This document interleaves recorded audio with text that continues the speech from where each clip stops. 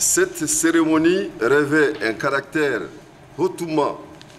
symbolique pour nos hautes autorités, le président de la transition, le colonel Assimi Goïta, et le Premier ministre, Dr Choguel Kokala Maïga, du fait qu'elle matérialise un vœu longtemps exprimé par les professionnels de l'élevage pour renforcer la capacité institutionnelle du pays dans le domaine du développement de l'élevage pastoral. Mesdames et messieurs, la convention dont vous venez de signer est le fruit d'une fructueuse collaboration entre le Conseil régional de Ségou et l'Office du Niger, avec l'appui du projet d'appui aux territoires ruraux de Tombouctou et de Ségou, PADER. Mesdames et messieurs, l'économie nationale repose essentiellement sur le secteur agricole, agriculture, élevage, pêche et forêt, qui occupe près de 80% de la population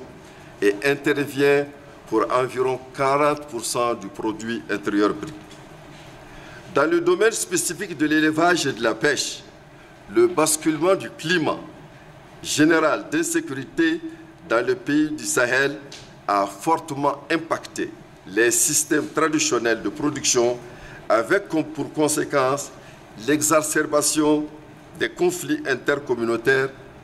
par l'accès aux ressources, la réduction de la mobilité du cheptel, avec leur implication sur l'accès au marché et le bien-être de nos braves populations pastorales. Selon les informations à notre disposition, près de 315 000 bovins et 620 000 ovins caprins ont été recensés en 2020 le long des axes de transhumance.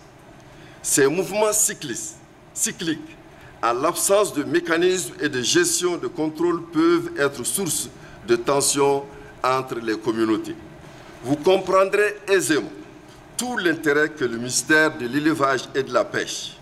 et les organisations professionnelles d'éleveurs accordent à ce projet d'aménagement de 75 000 hectares environ, objet de la présente convention, qui permettra de lever en partie les contraintes structurelles et conjoncturelles liées à l'alimentation du bétail, du cheptel, en qualité et en quantité suffisante. Permettez-moi, avant de conclure, de remercier et féliciter le Conseil régional de Ségou et l'ensemble des acteurs pour leur engagement continu et leur apport au développement économique et social de la région de Ségou. Je remercie particulièrement l'Office du Niger pour avoir compris la nécessité d'entreprendre des activités intégrées